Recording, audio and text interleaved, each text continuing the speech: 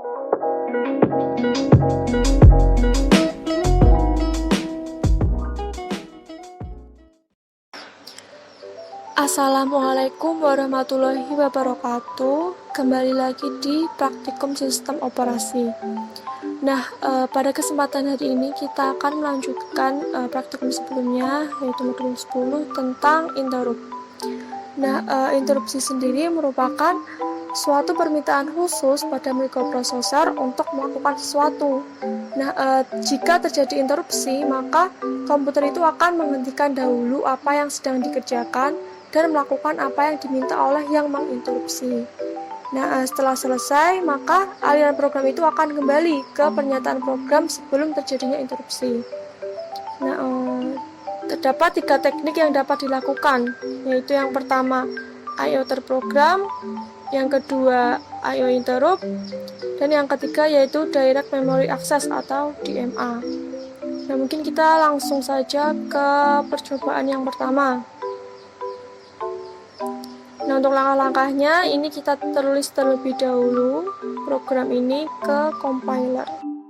Kita buka CPU simulator, kemudian klik compiler. Nah, ini kita tuliskan kodenya di sini. Nah, kemudian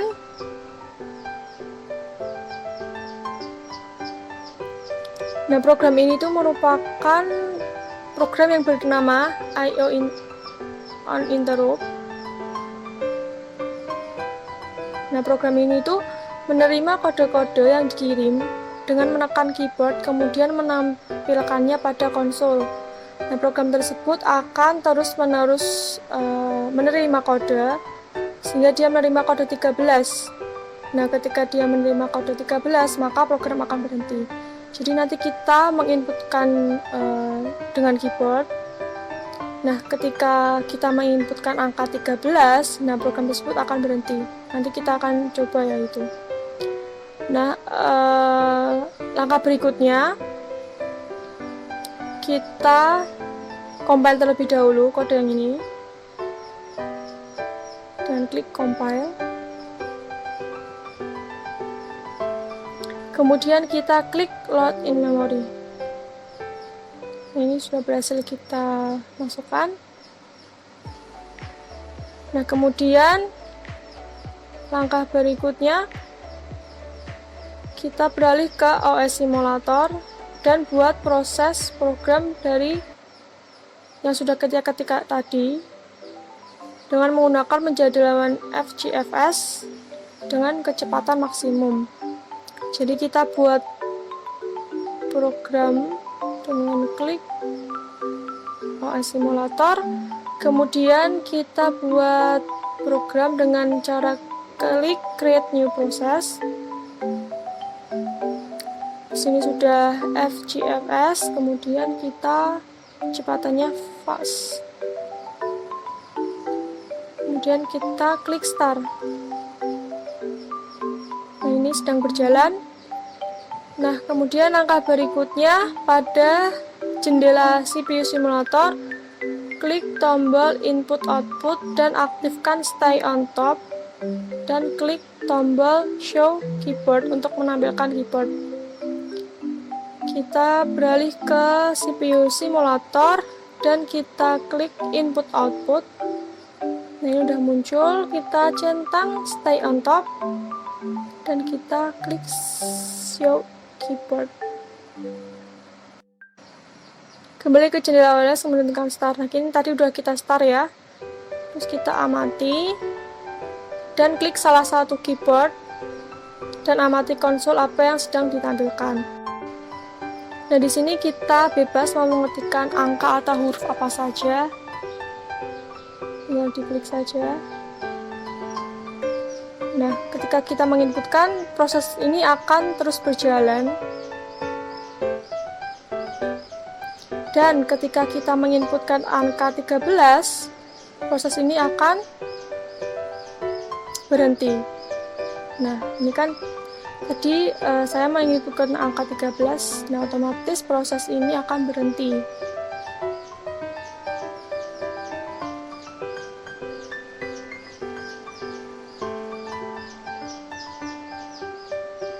Nah, ini tadi ya, ulangi beberapa kali untuk memberi input pada keyboard dan klik tombol ini. Di sini yang dimaksud adalah tombol 13 dan ditekan enter. Nah, yang terjadi adalah proses berhenti. Nah, pada jendela CPU simulator, klik tombol interrupt, kemudian catat jika nilai pada kotak teks. Kita klik tombol interrupts pada CPU simulator. Di sini. Nah, di sini belum ada angka di kotak ini. Nah, nanti kalian jelaskan mengapa terjadi hal seperti itu. Mungkin tadi itu teman-teman bisa screenshot bagian ini dan juga bagian konsol.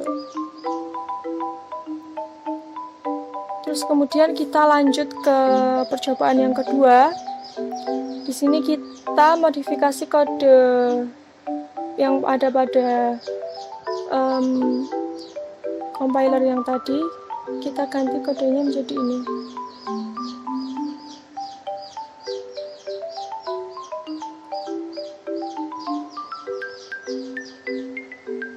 Ini kita clear saja.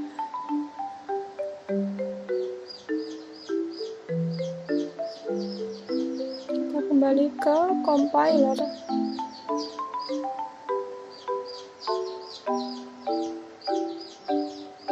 Kita ganti kodenya seperti ini. Nah, setelah itu kita compile seperti tadi. Kita load in memory.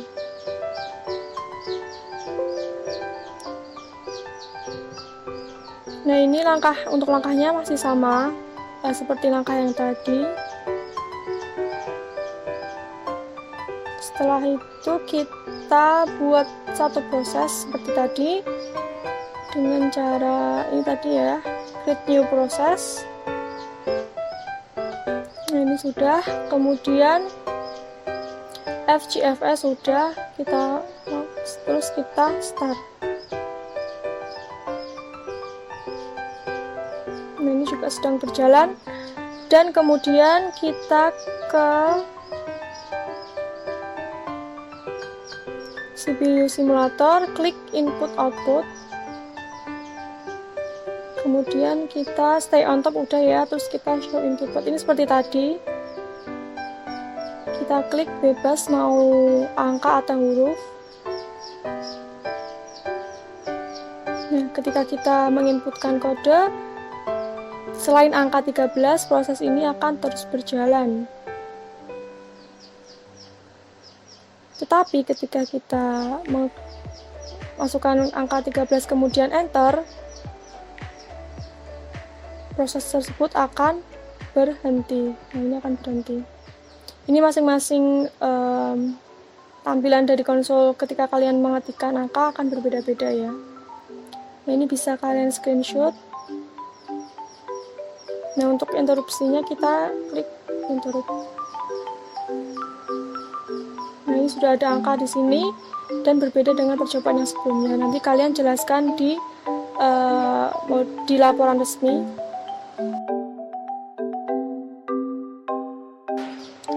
Terus kita lanjut ke percobaan yang ketiga.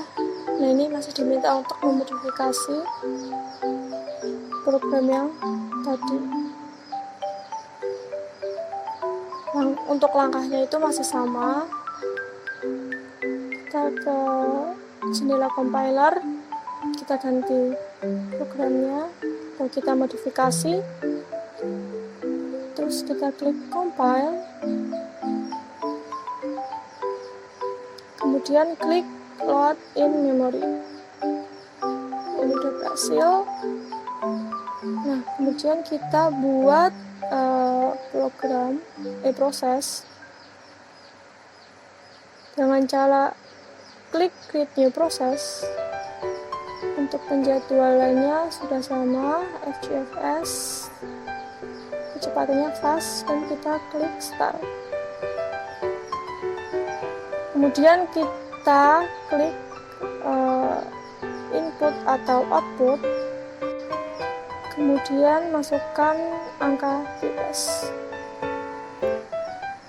Nah, di sini hasilnya juga berbeda ya. Ketika kita mengklikkan angka, program akan berjalan. Berbeda dengan yang sebelumnya. Nanti teman-teman bisa menjelaskan di laporan resminya.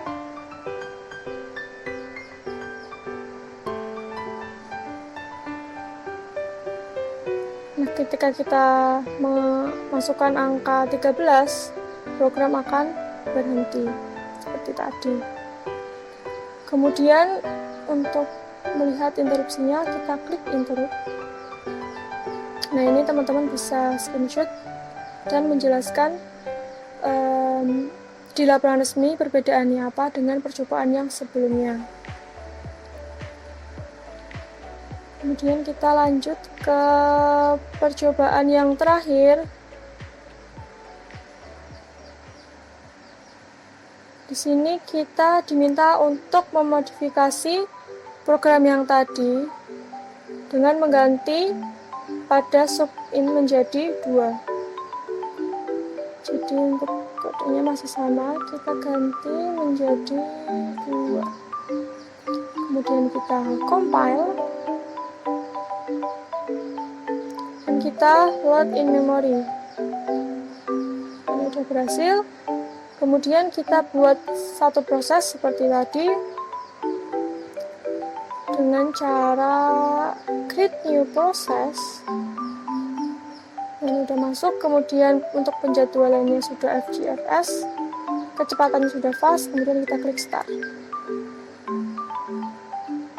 Kemudian kita klik input output, sudah dicentang stay on top-nya. Kita tampilkan keyboardnya. Nah, ini juga sama dengan percobaan yang tadi. Ketika kita memasukkan angka, program akan berjalan. Dan ketika kita memasukkan 13, kemudian enter, program akan berhenti. Dan klik interrupt. Nah, ini berbeda dengan tadi ya. Nah, teman-teman bisa screenshot untuk dijadikan laporan sementara dan juga laporan resmi. Nanti teman-teman bisa menjelaskan perbedaannya apa dengan yang percobaan sebelumnya. Nah, mungkin untuk praktikum hari ini cukup sekian. Apabila ada pertanyaan bisa ditanyakan pada asisten masing-masing. Kurang lebihnya mohon maaf. Jangan lupa untuk mengirim laporan sementara dan juga laporan resmi. Mungkin itu saja. Wassalamualaikum warahmatullahi wabarakatuh.